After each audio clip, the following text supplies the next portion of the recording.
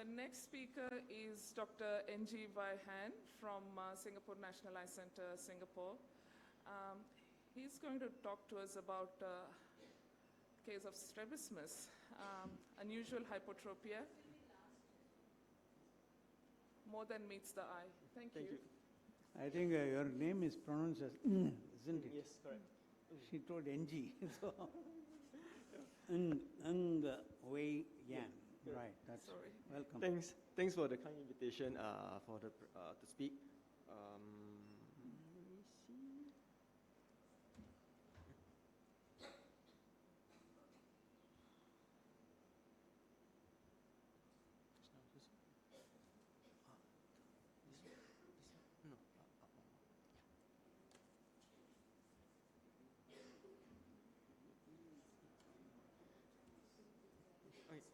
Good morning, everyone. I'm Wei Yan from Singapore National Eye Center, and today I'll be speaking on a case of unusual hypotropia that's more than meets the eye.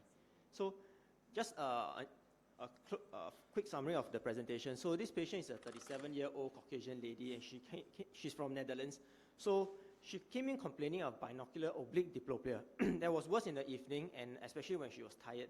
And she had a very specific complaint that she can actually describe, as where she describes it as the word is jumping, and she can localize it to the left eye as the problem eye, where she feels that especially when she's reading, she feels that the eye is jumping up and down in a vertical orientation. Otherwise, there's no prior history of a headache, trauma, and no ptosis as well. Right? And what makes matter worse is that this patient reads a lot, and her occupation is actually a lawyer. Right? Sorry. So, on clinical examination, initially, no matter how much we try to dissociate her, after quite a while of cover as well as alternate cover test, the patient still appeared autophoric. So at that point in time, we were wondering what's the actual cause for her issue with the jumping words. And she had actually, previous to this, already sought quite several opinions. So whether previous doctors wondered whether it was a thyroid eye disease causing some form of diplopia, but however, the thyroid function test was actually normal. And whether there was any intracranial pathology that could be associated as well. And they have done the MRI and it's actually normal. And finally, because of her complaints that actually is worse towards the end of the day and when she's tired, so the suspicion of ocular myasthenia. However, then the acetylcholine receptor antibody as well as the electrophysiological tests were all generally all normal as well. So when we spoke to the patient insists that the left eye is deviating, and she even had a documentary evidence. So this is the photo this is the video that she actually showed with us, and actually showed that when she was that she recorded at home, that the left eye was gradually drifting downwards occasionally, and she needs to blink to recover, especially when she is trying to focus for a long period of time. So on further examination, when we look at the fundus photo as well as the widescreen, so we can see that there is a slight excyclotorsion on the left side compared to the right eye. And on the widescreen, the left side has a bit of a hypotropia, while the corresponding right eye has a bit of a hypertropia as well as excyclotorsion.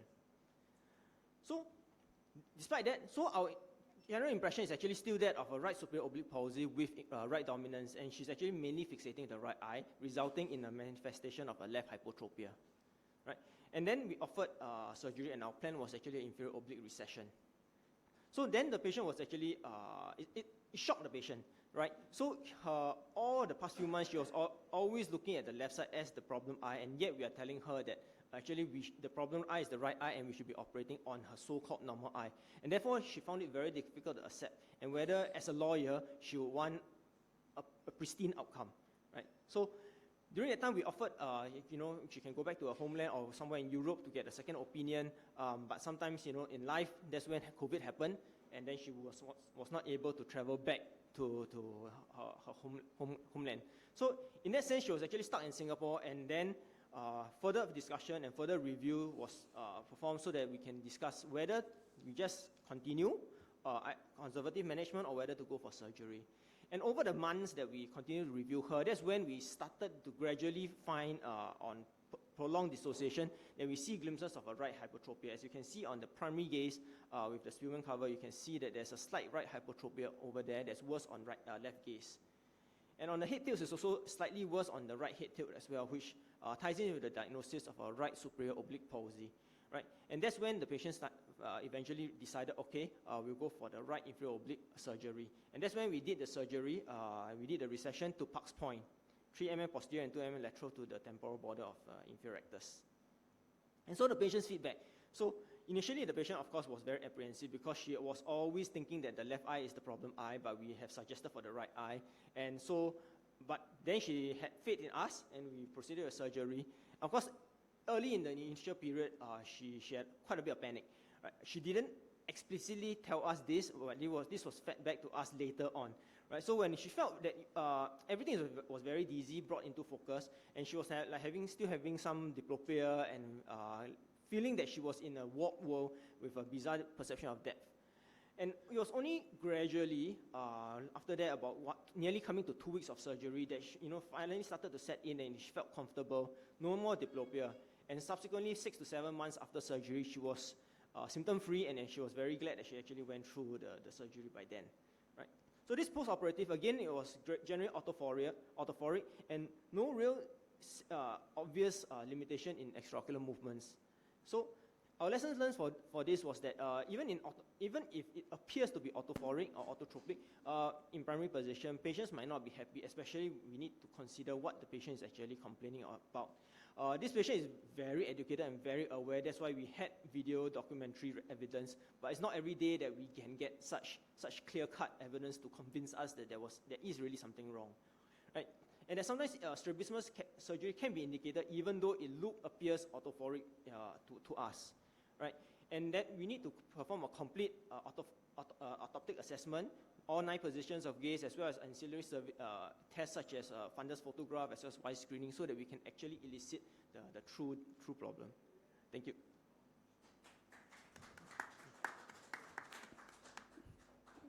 Many times I think we do face autophoria, and especially in children, bilateral superior oblique palsy is present as an autophoria in the primary gaze. But I think when you do the extraocular ductions and versions, I think you will find both the inferior obliques overacting. There's also another condition of masked superior oblique palsy. You may think that the tilt is to the right side and operate only the left eye, and you will be surprised to see the tilt goes to the opposite side. And you will be finding that the other superior oblique also is palsied. And oscillopsias sometimes, a sort of stroke, when it develops in old patients, they do develop such symptoms. But I think hypotropia is a little rather rare entity, and you have handled it well. Thanks, God Prof. bless. Congrats. So just like to conclude with Prof that recently we also had one patient where a young patient about 7 years old, looked exactly like an XT with a fourth nerve palsy. So a lateral rectus recession and IO recession to Park's point was done. It fulfilled all the Park's 3-step test.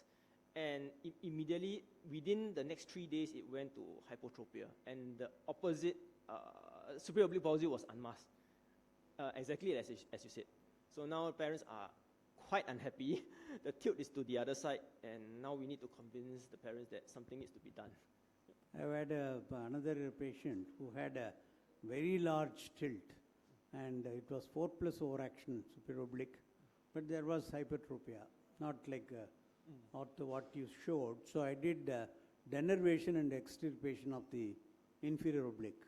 That is nerve connecting to the inferior oblique. I simply cauterized and then buried the whole inferior oblique under the tenons. And the tilt from here to went to the other side.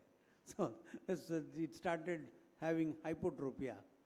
So I think recession has worked out very well. So the 1+, 2+, 3+, 4+, we have different options. I think recession works very well. I do a lot of myectomies. Yes. Are there any questions? Please use the microphone.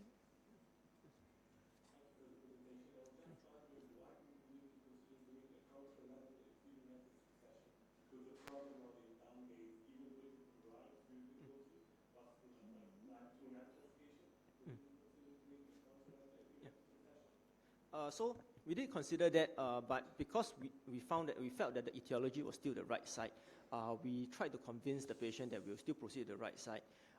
She was insistent on the left side initially, but over the months, we managed to gradually convince her from, instead of a left side inferior rectal surgery, to go ahead with the right side.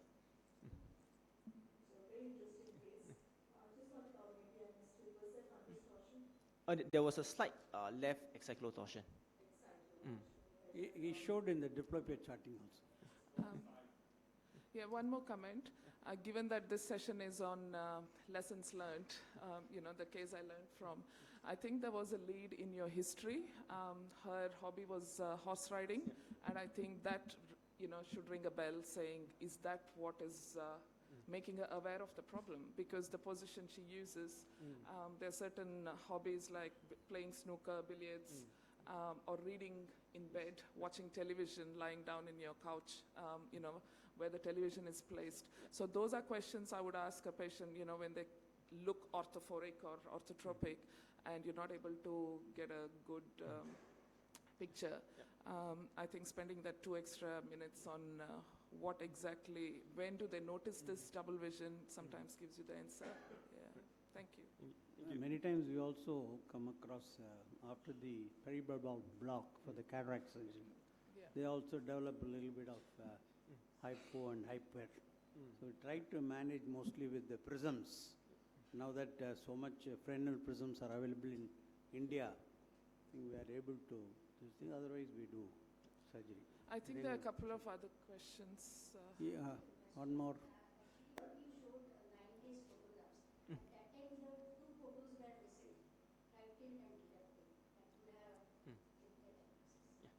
Fox 3-step.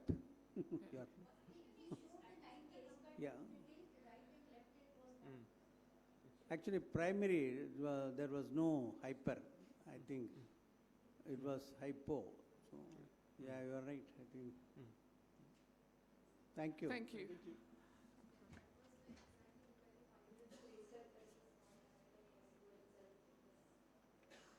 That would have brought it out. Yeah.